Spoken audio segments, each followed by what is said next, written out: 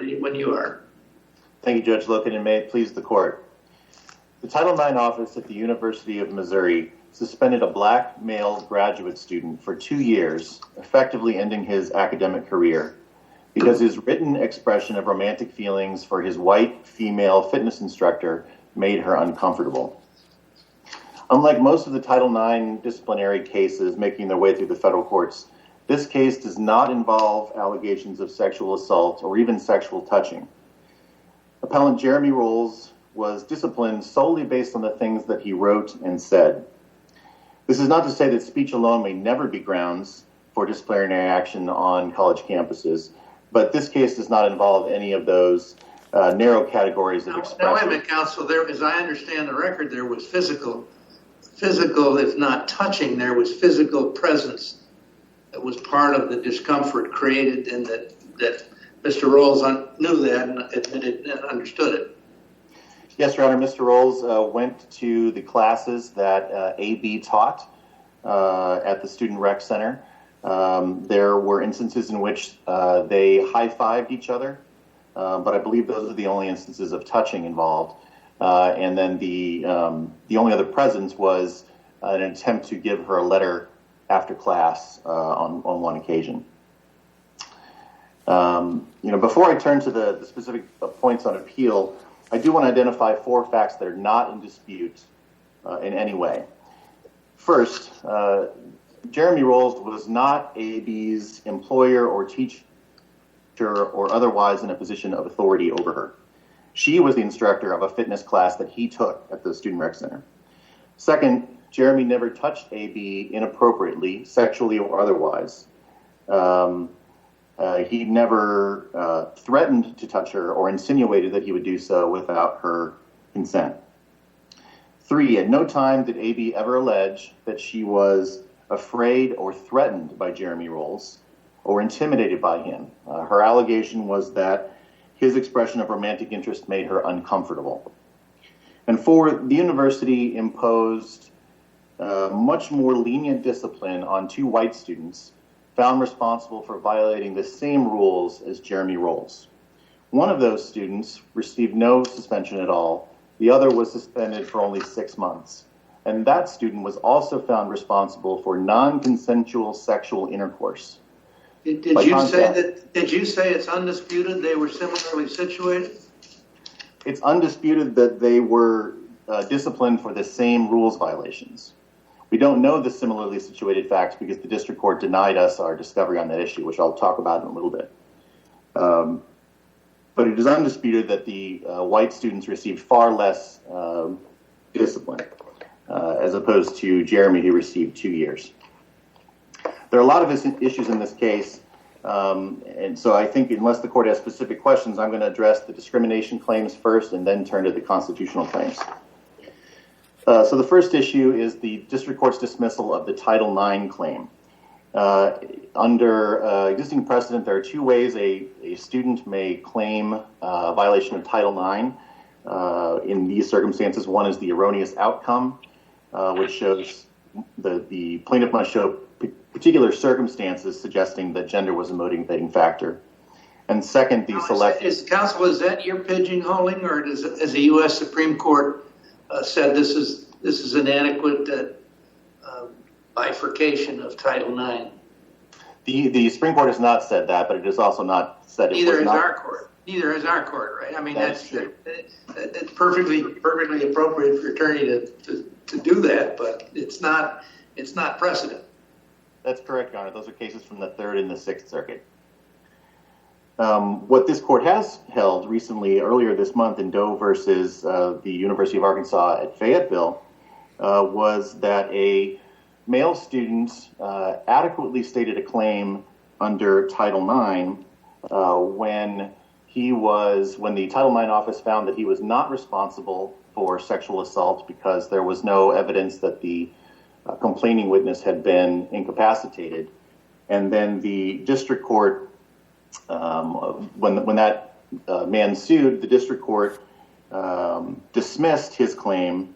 Sorry, I skipped a step there. The appellate group at the university found, in fact, that he was responsible for sexual assault because there was evidence that the woman was incapacitated. That man sued in the District Court of Arkansas, and this court and the District Court dismissed that claim, finding that there was essentially substantial evidence supporting that that finding. This court reversed, and in doing so, it said that the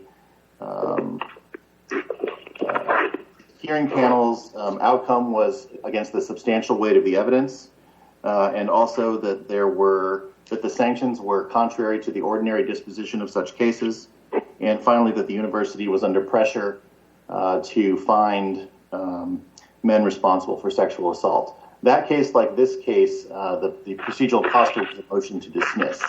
So in both cases, the courts accept as true the well-pleaded allegations of the plaintiff. In Mr. Rowles' case, Jeremy pleaded that he was found responsible for harassing and stalking, even though he did not make any threats or attempt to intimidate anyone. He alleged that the director of investigations in the Title IX office told him that he looked like someone who might commit sexual assault. He was treated different. He alleged that he was treated differently than AB. Procedurally, he was told he had 3 days to decide whether to accept a informal resolution or request a hearing. And AB was not given any such deadline. She was allowed to wait 6 days before she finally said anything. And she was also told she could have an advisor to help make that decision, which Jeremy was not. And then finally, Jeremy was suspended for 2 years based on essentially words on speech. So we think that those things taken together adequately plead a case at this stage of the proceeding that the university violated his rights under Title IX by treating him differently because he's male. And the university notes that the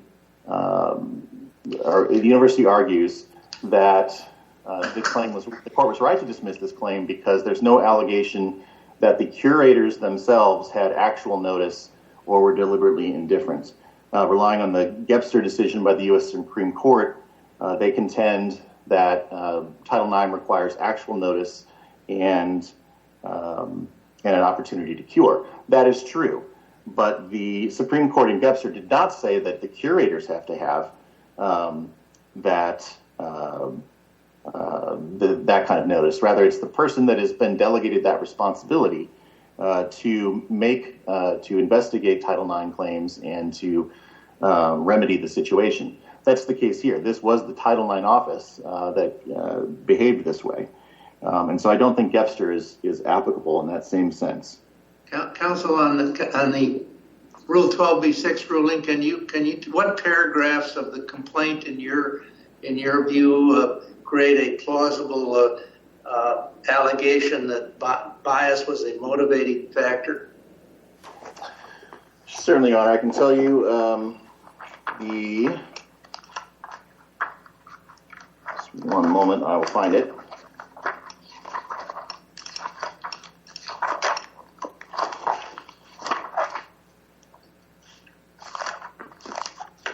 Essentially, I'll be able to find the specific paragraphs here in a moment, but essentially what this comes down to is that there was evidence that one of the people in the Title IX office, in fact, the director of investigations, made this comment to Jeremy previously that he looked like someone who might commit sexual assault. Of course, she didn't say, "I'm saying that because you're a man," or because you're black, but it's hard to understand how one would interpret the statement, "You look like someone who might commit sexual assault," as being based on anything other than sex or race. Was she a decision maker, alleged to be? She was alleged to be involved in the process in our petition. The defendants point out that subsequent discovery shows she was not involved directly in that decision making, but again, that's irrelevant from the question of whether we sufficiently stated that to survive a motion to dismiss. And moreover, if we're going to look at subsequent discovery to make this decision, there's ample evidence that we came up with in discovery that In fact, women were treated differently than men. Anything else other than the severity of the sanction? Anything else other than the severity of the sanction? I'm sorry, Your Honor, I didn't understand the question. That would be that you would say plausible, but it qualifies as established a plausible allegation of that gender bias was a motivating factor in the discipline.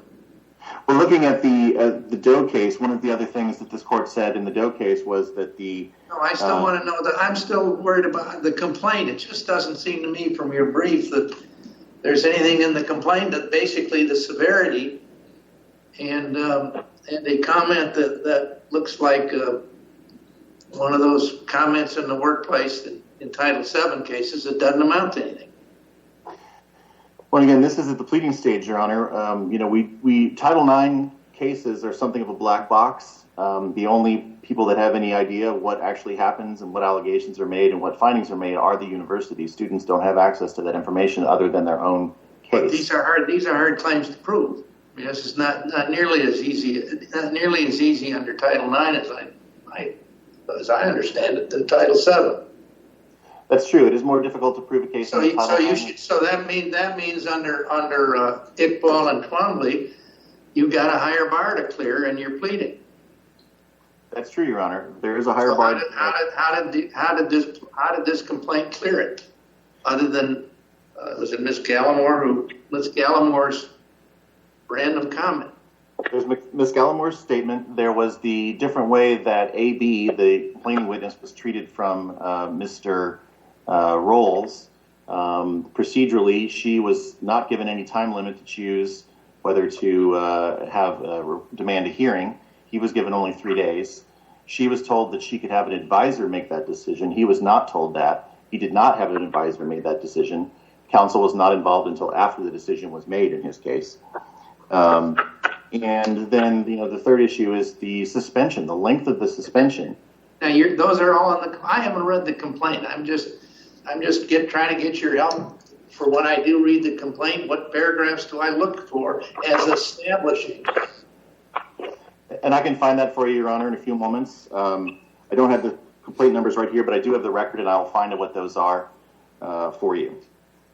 If I can turn then to the MHRA claims, these are the state Missouri Human Rights Act claims for both sex discrimination and race discrimination. Again, this was at the motion to dismiss stage. The circuit court dismissed both, finding that insufficient facts have been pleaded. Under Missouri precedent, a plaintiff in an MHRA case must allege that he's a member of a protected class, that he was discriminated against in the use of a public accommodation, and that his status as a member of that protected class was a contributing factor. This is a much lower standard than the federal court requires. It's not a motivating factor, it's a contributing factor. There's no dispute that Mr. Rowles is black and male. There's no dispute that he was suspended by the university. So the issue for pleading purposes is whether he alleged that sex and race contributed to the university's actions. So again, we have the Gallimore statements that he alleges that he looks like someone who might commit sexual assault.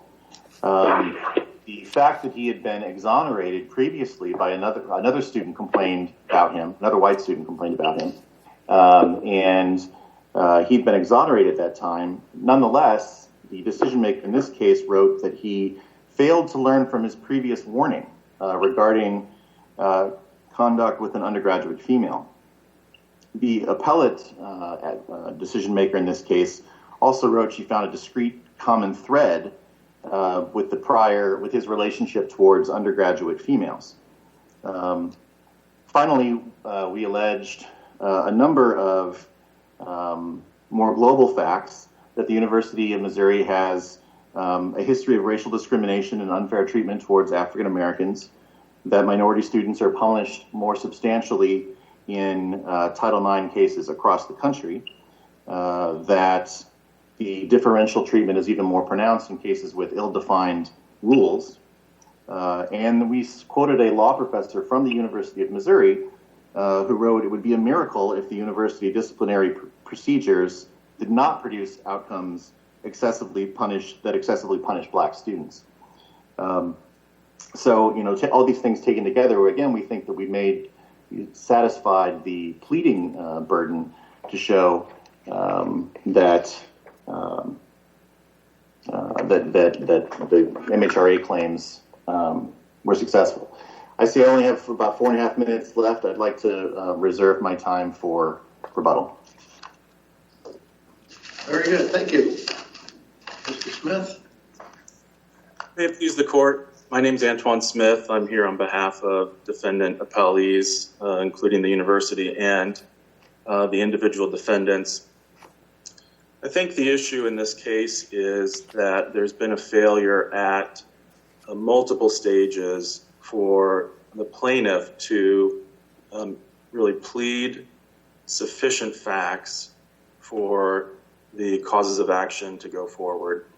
And if you look at the Title IX claim, first of all, you said at various levels. I assume you're talking about plead facts and then make a showing that defeats summary judgment. Correct, Your Honor. That's not a plea. Summary judgment is not a pleading exercise. And Your Honor, if you compare the Doe v. University of Arkansas case to the case here, I think you will see the deficiency that exists.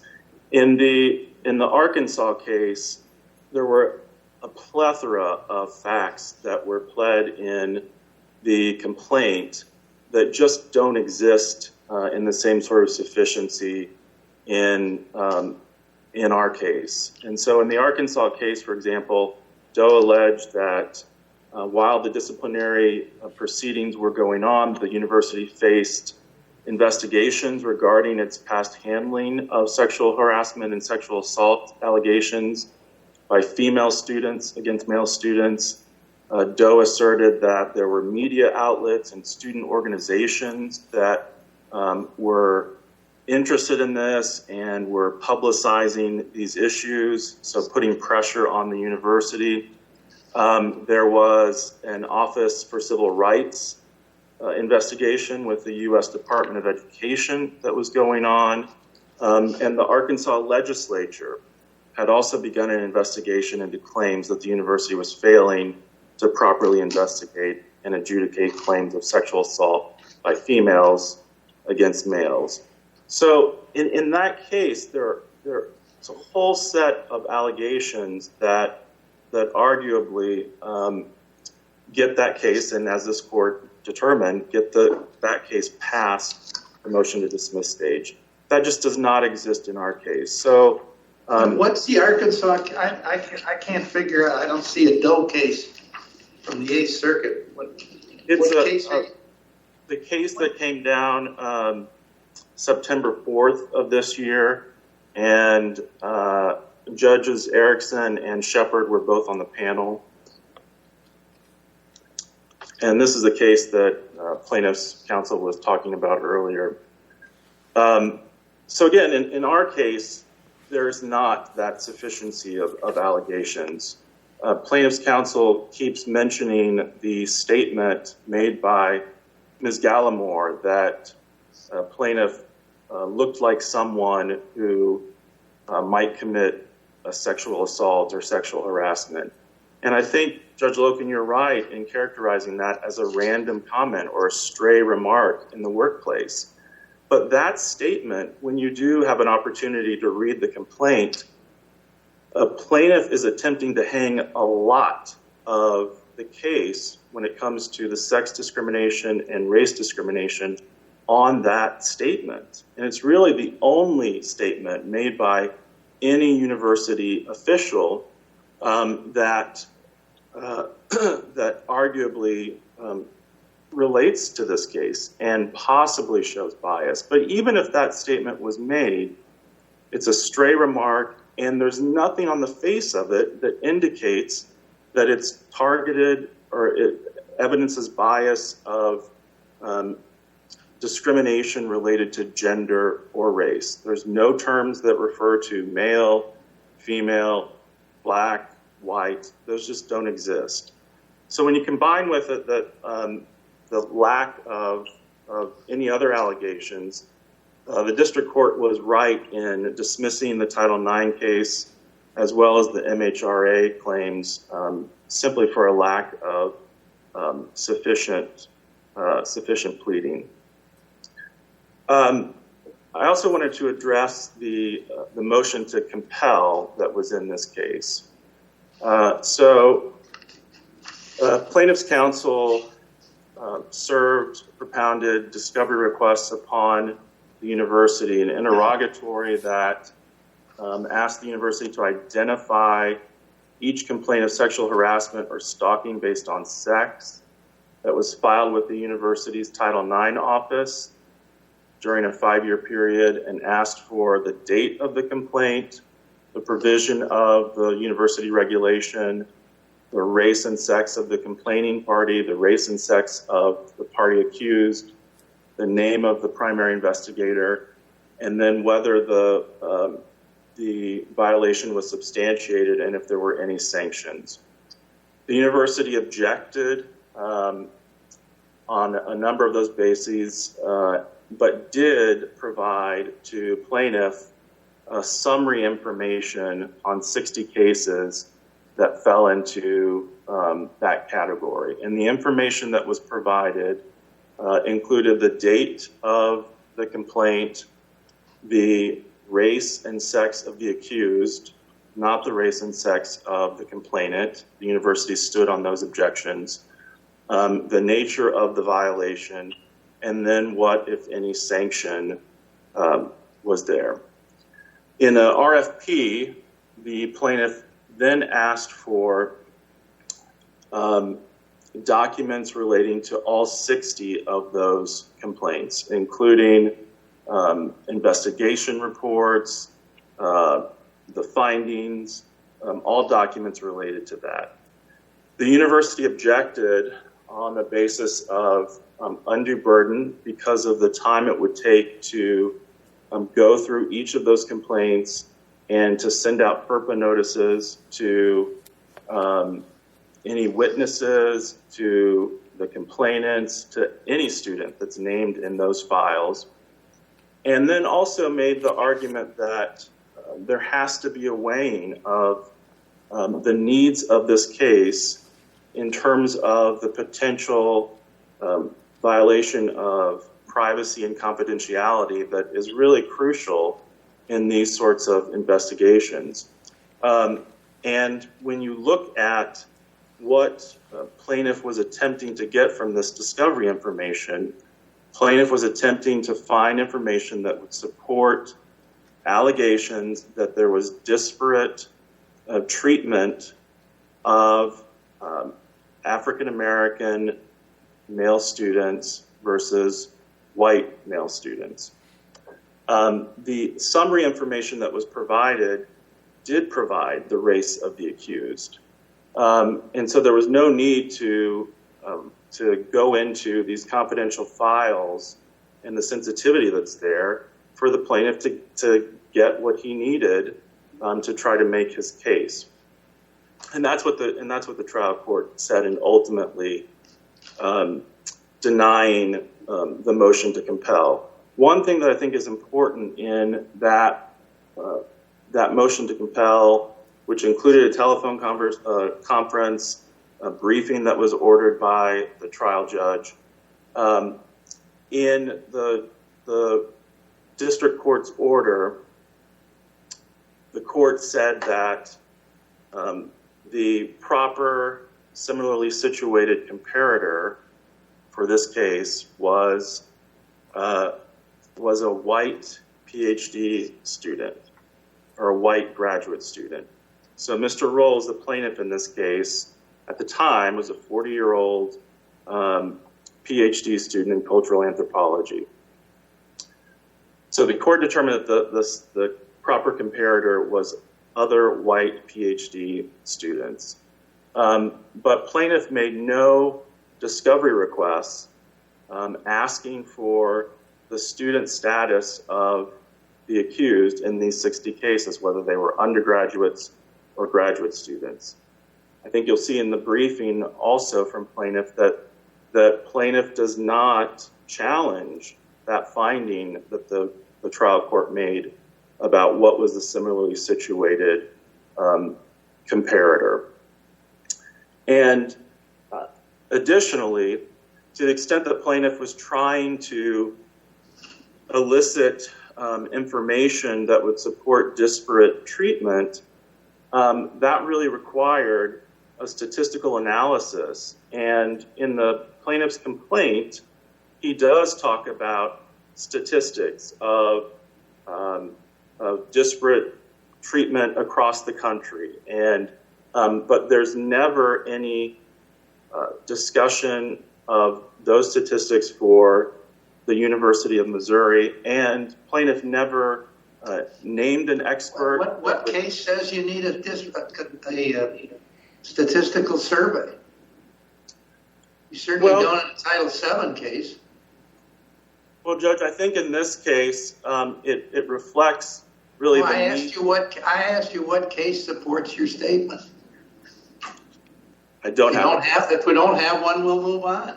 Yeah, I don't have one, Your Honor. But I think the issue goes to what was the needs of the information and the proportionality. There was not a need for further information because the plaintiff decided to do nothing with the statistical allegations that he was making in his complaint.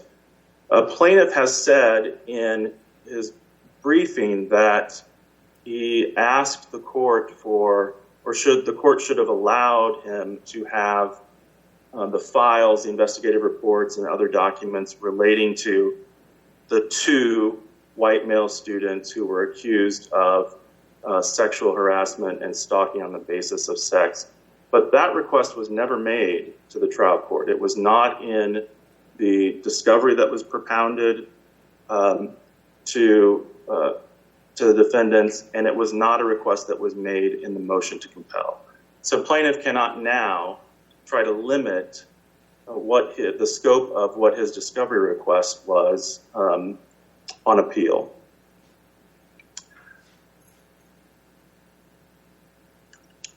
The other thing I wanted to... Excuse me, as I recall the discussion about that discovery, wasn't there something in the record where the state said, well, if we're talking about those two records, it's a different thing than the request that's been made, and are we talking about just those two records? And there was never any follow-up to ask for those two sets of records, or am I misremembering the record? That's correct, Your Honor. That's correct. And so that's, again, where I believe that plaintiff dropped the ball and cannot now try to cure that issue on appeal. Going back to sort of the facts of the case, again, here you had a 40-year-old PhD student on the one hand and a 20-year-old undergraduate female student on the other.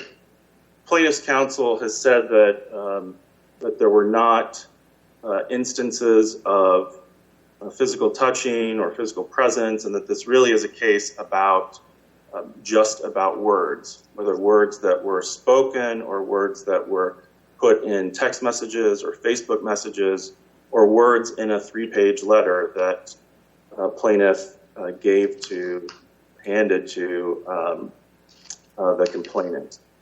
But the allegations in the record for summary judgment show that this was not a case that was just about words. There was physical touching that occurred in the class. Mr. Rowles acknowledged that he knew that his actions made the complainant uncomfortable and distressed.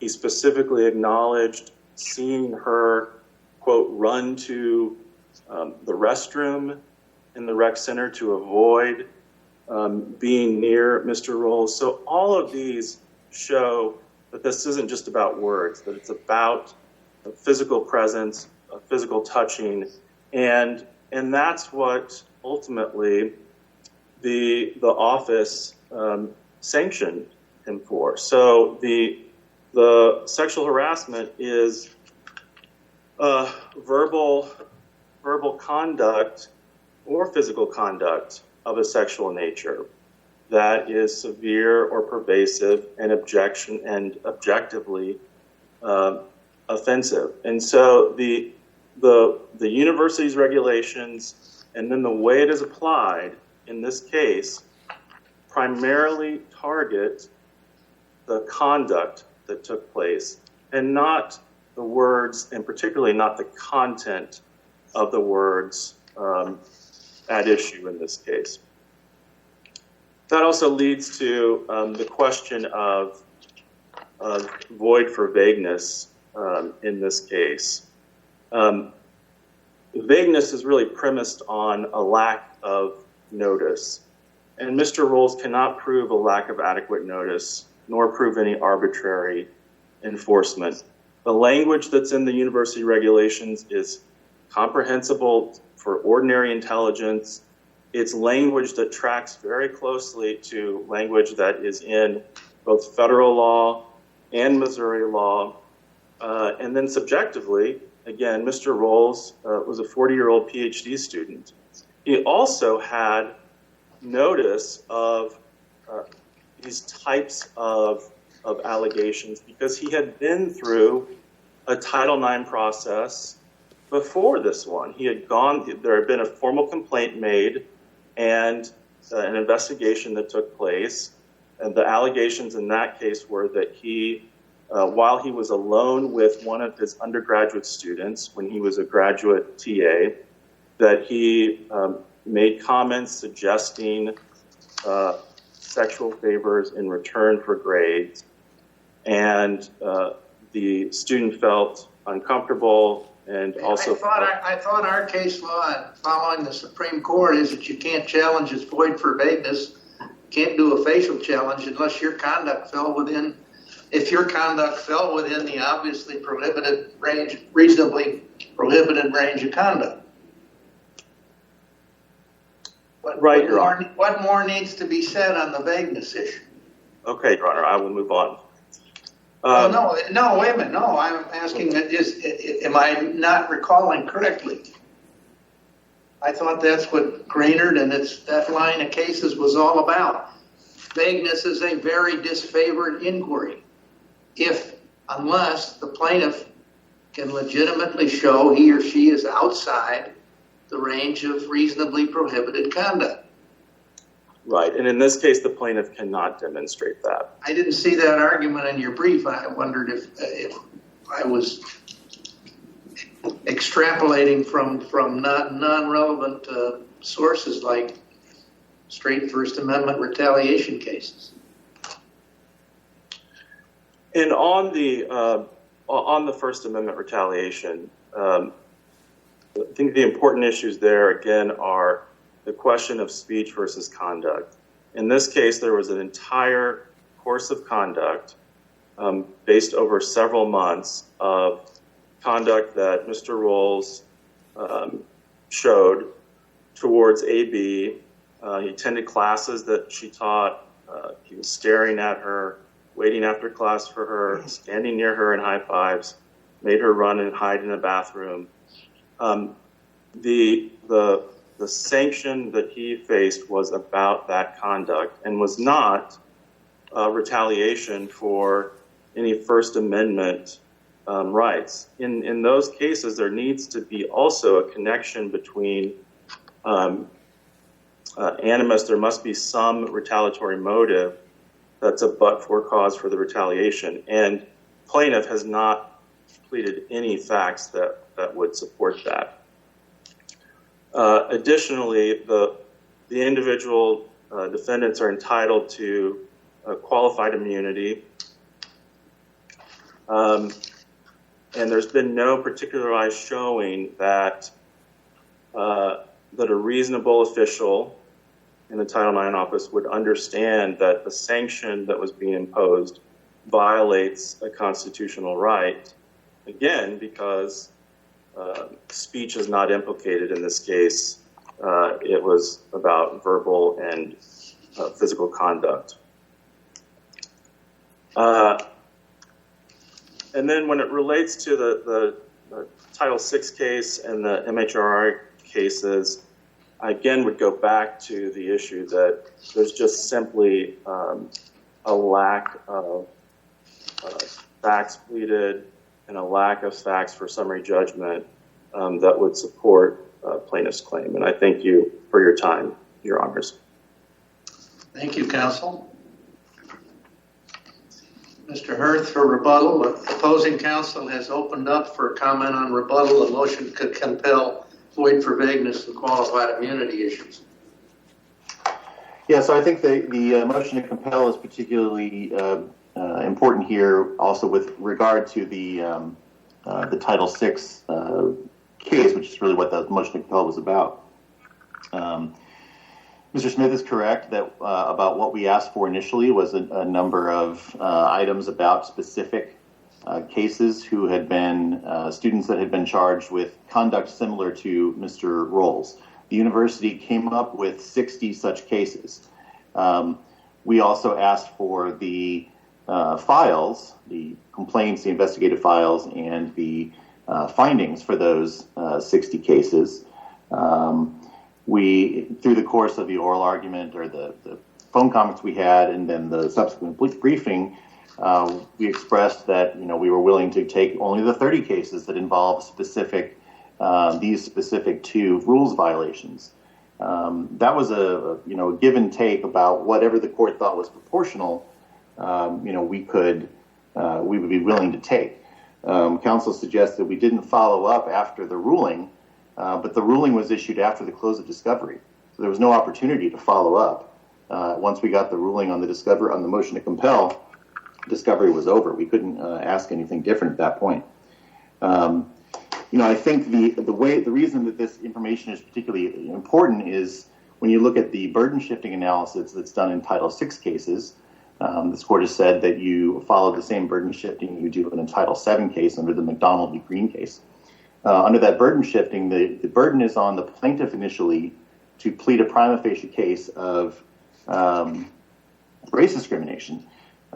Here we did so. He is a member of the protected class. He suffered an adverse action. He was qualified to continue his education. There's no dispute about those three facts. The only issue is whether he was treated differently than similarly situated students. We showed that there were only, of the 60 claims that the university identified, there were only 3 claims in which the student was found responsible for both stalking and sexual harassment. 2 of those students were white, 1 was black. Of those 3 students, it's impossible to say that Mr. Rowles was not treated differently. He was suspended for 2 years, originally 4 years, and then reduced to 2. The other 2 students received no suspension and a 6-month suspension. And the 6-month suspension was a student who was actually found responsible also for sexual assault. So what we showed, a prima facie case, is that Mr. Rowles, the black student, was treated much more harshly than the 2 white students. At that point, the burden shifts to the university to show some legitimate non-discriminatory reason for treating them differently. They have never done that. There's been no evidence provided. That's why we asked for this information about the specifics of the case. It was their burden to say, well, Mr. Rowles was treated differently for some reason other than his race. And they've never done that. And so the burden should never have even shifted back to the plaintiff to show pretext. And so, the information that we asked for in these other cases was, what did those students do that warranted such a lesser punishment than Jeremy? The counsel represented to the district court that we had all the information we needed to determine that, but in the depositions of all the defendants, none of them could tell me what Mr. Rowles did differently to warrant a different amount of punishment. So I think that under the burden shifting analysis, the burden never shifted back to show pretext, and summary judgment should have been denied. There was discussion about that we had to show a statistical analysis. There is no such requirement. As Judge Loken pointed out, that's not a requirement. What we showed was 2 students who were treated differently. And in discrimination cases, you will often have to rely on indirect evidence. Most defendants are savvy enough not to say, I'm discriminating against you on the basis of race. So you have to look at indirect evidence, and here we had indirect evidence that the white students were treated much differently. Finally, with regard to the allegation that this case is not just about words, if you look at what the, I see I'm out of time, if I could just finish my sentence. If you look at the, what the university says Mr. Rowles did, half of those bullet points are speech, and they involve direct quotes from Mr. Rowles. The only non-speech things is a high five and attending class, which resulted in a 2-year All right, Councilman, sentence. we're way over. So, Thank you, Your Honor. case has been thoroughly briefed and argued, and we'll take it under advisement.